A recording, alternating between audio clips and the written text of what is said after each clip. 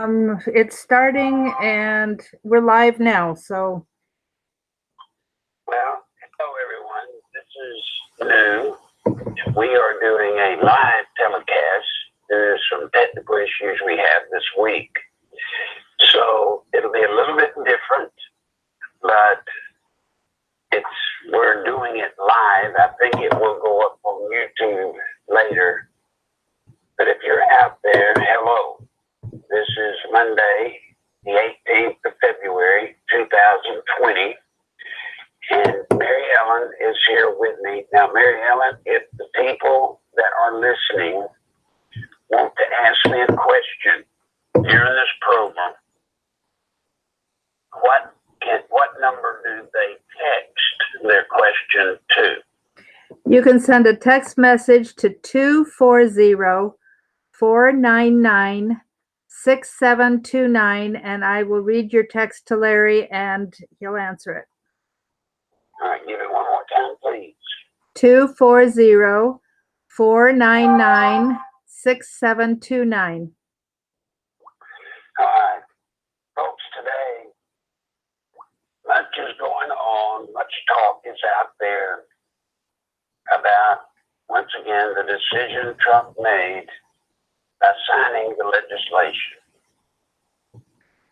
I want to make it clear, please, I'm not trying to go against anyone.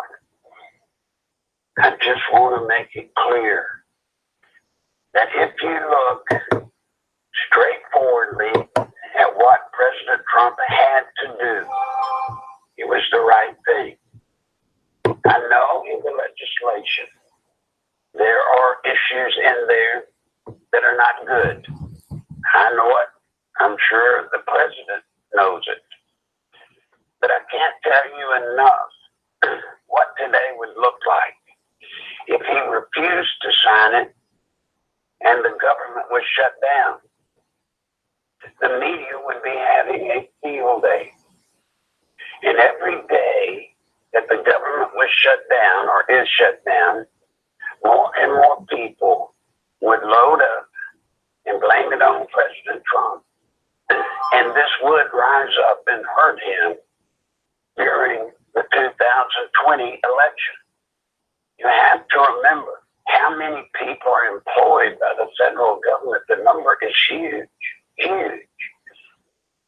And by the time the media gets through and the Democrats get through placing all the blame on President Trump, it will carry over into the election. So there's point one. No government shutdown. Point number two. Immediately, portions of the wall can start being built. Yes, it's only 55 miles, but it's 55 miles that can start immediately. And that is an advantage over not signing the legislation and then going strictly with the emergency powers route, which could be tied up in court for a couple to several of months before anything could even get started.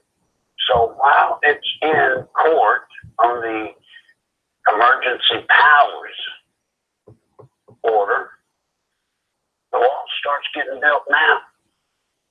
Starts getting built now. And as to the issues that you don't like, I don't like, he probably doesn't, I know he doesn't like, he can deal with those issues on a case-by-case basis. But there's one major good news in signing that legislation.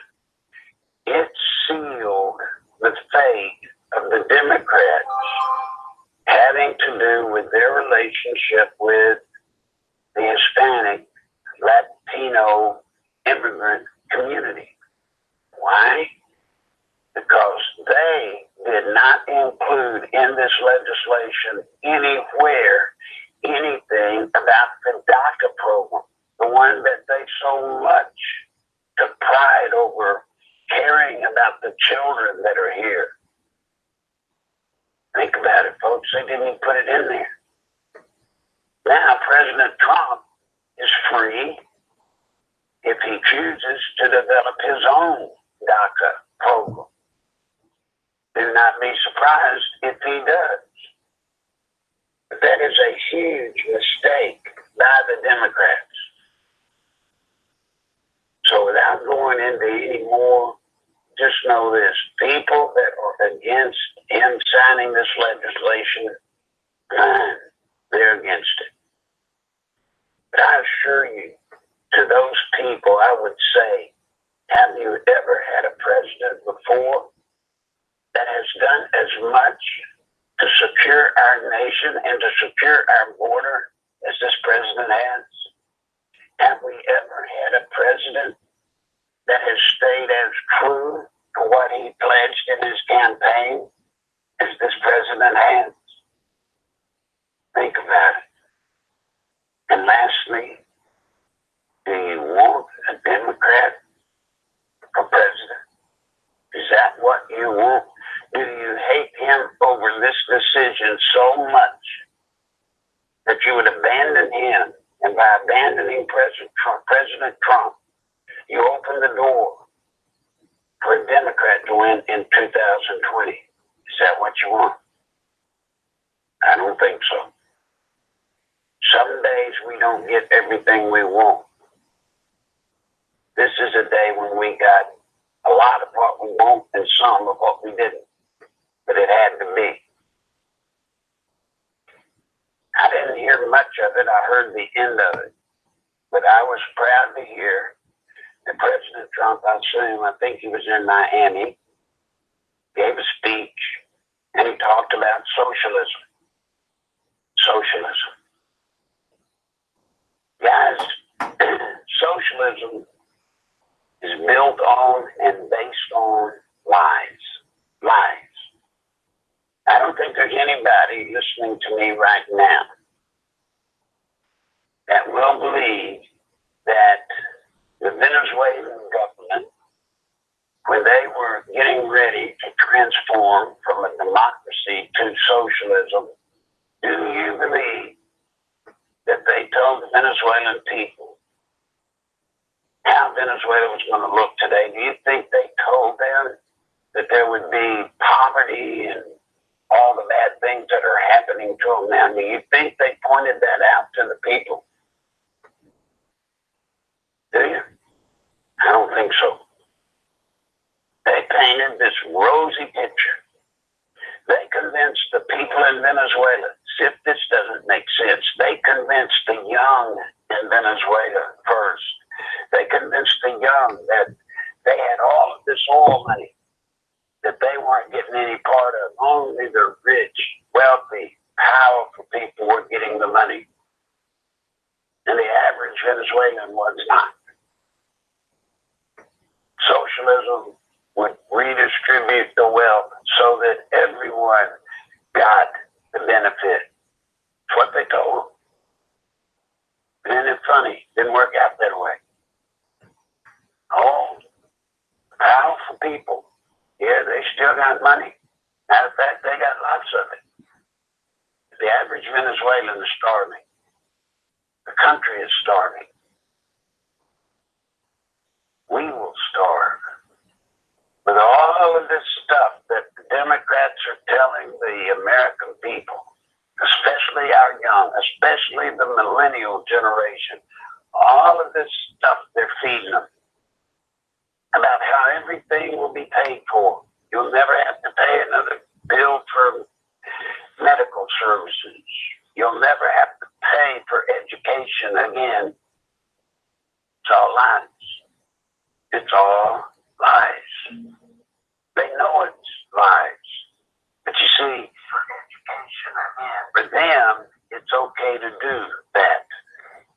You see, it's okay for people to lie to convert you to socialism. It's okay. One of the weapons they use. It's up to us. It's up to us to try and tell the truth. It's up to us to try to explain to people the reason President Trump is talking about socialism so much is because, folks, it is here. We are on the front lines of the battle to transform America. Mary Ellen, have we had a question come in as yet? Not yet, but I see that Cliff, if you want to text a question in the live chat, I can see it from there because I can see the chat now. When you say live chat, what is that? Well, underneath the video that's running right now, there's a chat room. So people are talking. They're saying, hi, Larry. God bless you, Larry. Oh, wow. Well, hello, everyone. For those of you that are here, I'm sorry that we sprung this on you so fast and didn't tell everybody. Starting tomorrow, if it's okay with Mary Ellen, we will try to do this at 2 o'clock Central each day this week. 2 o'clock Central each day this week. So hopefully you can schedule to be here and you can tell others to come. Wait a second about tomorrow, though. Aren't you on with Jason at 2 tomorrow? Good point. Let's make it 3 o'clock tomorrow. Okay. Please correct that, folks. I will be on at 3 o'clock tomorrow Central. 3 o'clock tomorrow Central. But then the rest of the week I'll try to do it at 2 o'clock. I will be on with Jason Goodman at 2, and then we'll do this at 3. Well, we've got somebody from Tacoma, Washington, San Diego, Corpus Christi, Alaska. So welcome to you all. You know, guys, I hope you're getting this message. I hope you're getting the message out. Never socialism. Never socialism. As President Trump said today, you know, America will never be a socialist country. That's true. That's true. As long as there's a little caveat to that, there's a little kick to that. As long as we, the people, stand up and resist. Very seldom do we ever get the opportunity that we have today, where the Democrats, thanks to that Cortez woman, have come out. They've come out now, full blown coming out. Now Bernie Sanders is getting in again in this race. And all he talks about is the greatness of socialism. It seems to me that Ocasio is spilling the beans on what socialism really is. She truly is. All right, I do have a couple questions. Yes, ma'am. Have you heard anything about Gitmo and tribunals, as everybody all over YouTube is spreading? Folks, let me tell you something, please. They're not going to be tribunals. People are not going to be locked up and sent to Gitmo. They're not. Don't happen that way. It will not happen that way. Can you explain why the delay? Why it's taking so long? The reason it's taken so long is because, as most of you should know by now, our government has been fully penetrated at the highest levels, at all levels, with people trying to take over our country. Presently, we do not have courts that are honest enough to try the people that should be being tried right now. There's a reason they earned the title of the Black Robe Mob, the judges, federal judges. The core of federal judges is almost absolutely corrupt. President Trump is doing everything in his power to get new judges confirmed, new judges that are honor-bound to the Constitution only, and hopefully get us venues to where the truly guilty parties can be tried and prosecuted. It takes time. I heard somebody the other day or this weekend talking about how stupid it was for Rush Limbaugh to be calling it a silent coup. What was happening with the FBI in the cave and all of it. Folks, what do you call a silent coup? What is a silent coup? A silent coup is a takeover other than using military force. So when you've got non-elected people that were not elected by the American people, at the highest level of our FBI, CIA, and all other types of agencies involved there, that actively have a plan or working on a plan to overthrow the President of the United States, would you not call that a coup?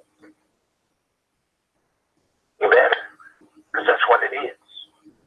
And the only reason it's called a silent coup is because of the subversive way that it takes over. They got close, guys. They got close to pulling it off. We're not over it yet. Remember, you are still hanging around out there.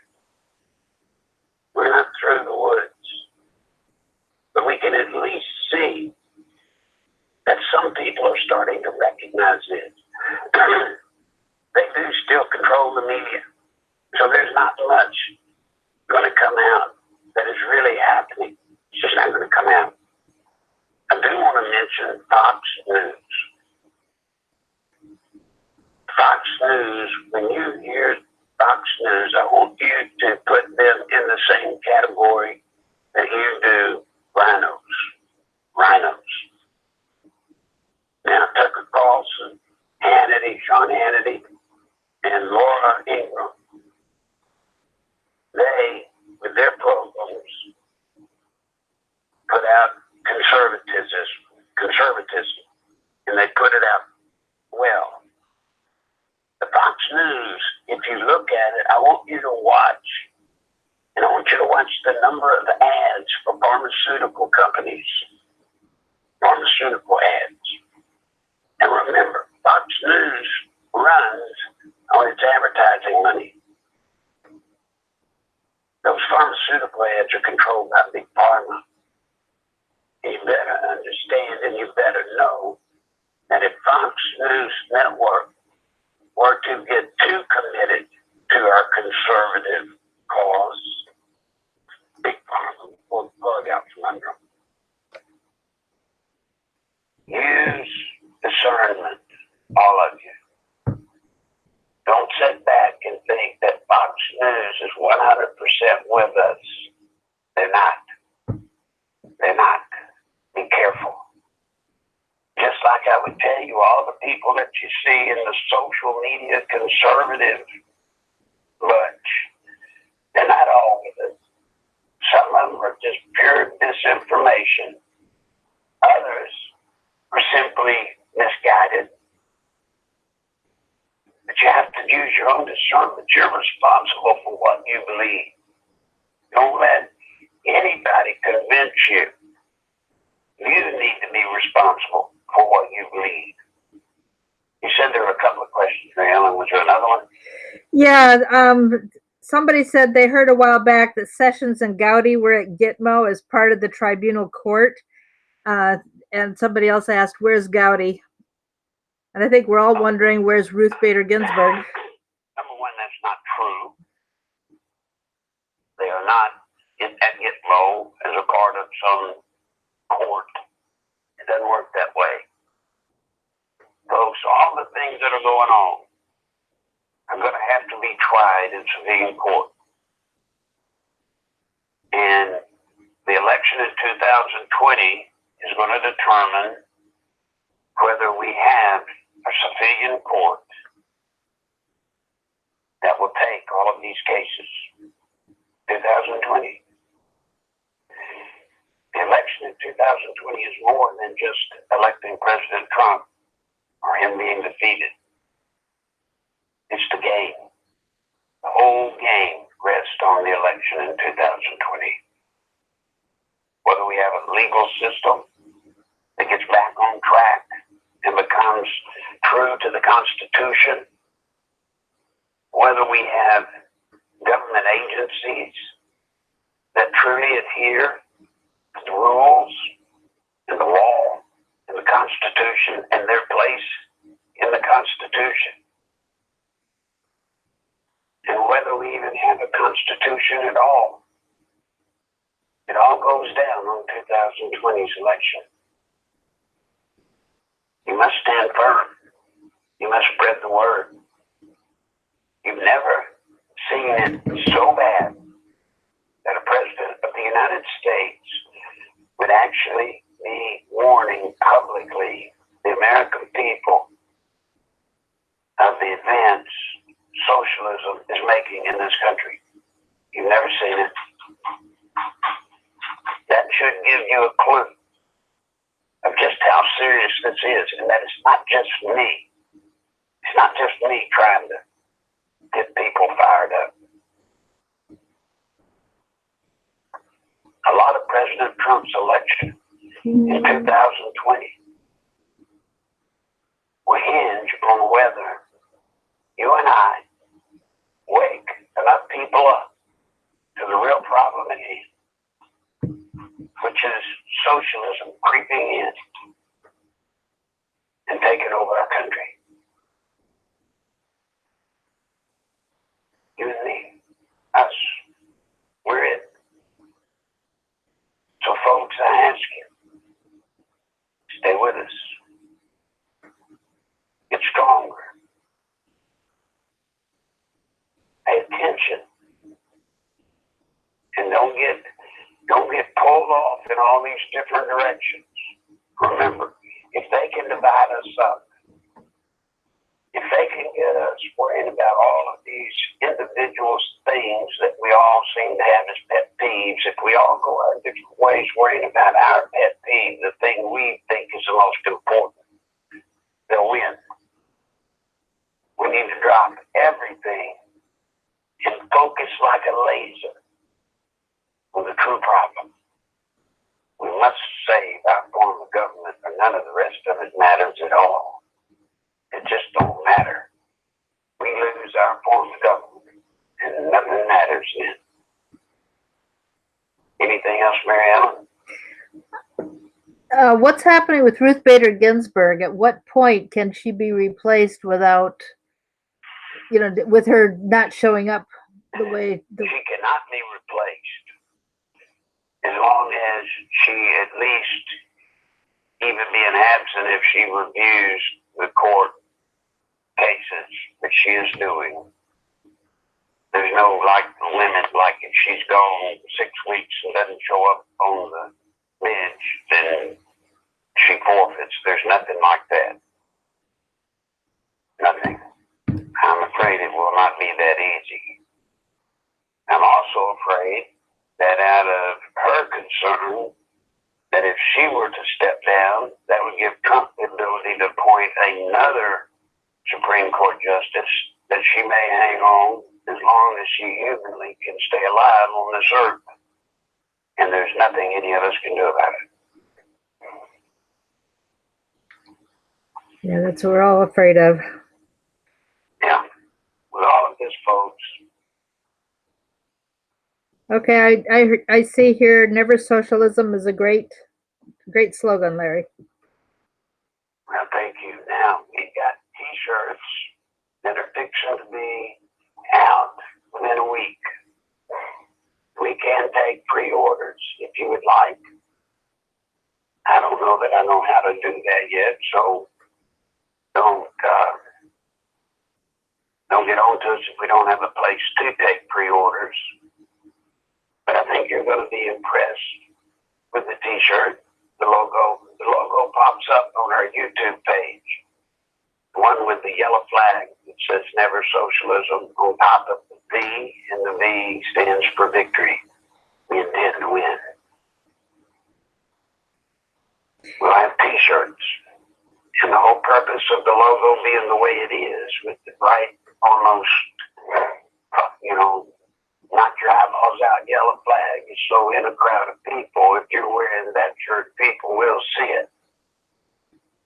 And they are high quality, the highest quality shirts we can get. It's the most expensive logo, I guess, that you can put out there due to the colors and the type of colors that we have in it. They'll be available for $39.95. And we need them out. We need people wearing those t-shirts showing the rest of the world that we will never surrender to socialism. And you want to make people, when they see you in that t-shirt, even if they don't even say a word to you, we're going to plant in their mind never socialism, and maybe at least get them to think about it. At least get them to think about it. Here's one more question, Larry. Do you think we're going to get into a war with Russia or China over Venezuela? No. No, we will not. We will possibly get in a proxy war. I'm not saying that won't happen. A proxy war would be maybe an internal war within Venezuela that would be covered and masked as a civil war in Venezuela. We would back one side and they would back the other. But no, there won't be an all-out war between Russia and China and us. It just won't happen. And remember, China does not want to go into an all-out war with us due to the economic factors involved. China's got too much to lose financially to get in a real shooting war with America. And Russia's not in a position to go to war with the United States. So don't worry about that. Worry now. I'm not saying there can't be a civil war within Venezuela, at which point all the sides team up and support one faction or the other. That's yet to be decided. Saturday is a very important day. Saturday, as I understand it, is the day that we are to get our humanitarian aid into Venezuela. And it's up to Maduro and the army. If they try to stop it, I think you can see problems rise. So with that, folks, I want to remind you we need your support. We need your help. You can help us move forward by supporting this program, me, and all the things we're trying to do, like getting t-shirts. Costs money to get them made. It costs everything. I mean, everything costs money, of which we don't have much. So please, if you can support us, go to PayPal to Nichols Live at AOL.com. Nichols Live at AOL.com. And help with what you can. If you don't have PayPal, go to NicholsLive.com. And there you can see other ways to send help. Let me remind you, tomorrow we're going to be here doing the same program, or same type of program, live at 3 o'clock Central. And then the rest of the week, after tomorrow, we will try to do them at 2 o'clock. So be here, invite others. Until then, good day. And thank you, Mary Ellen, for putting it on this way. Sure thing. Okay. All right, bye. All right, he's gone. Sorry we didn't get to the last couple questions. Kate, Kent, your question about him signing the bill, that bill that he signed the other day, they had a majority in the Senate to override if he vetoed it, so that forced his hand to sign it. And I guess that's a wrap at this point. Thank you all for coming, and we'll talk tomorrow. Bye.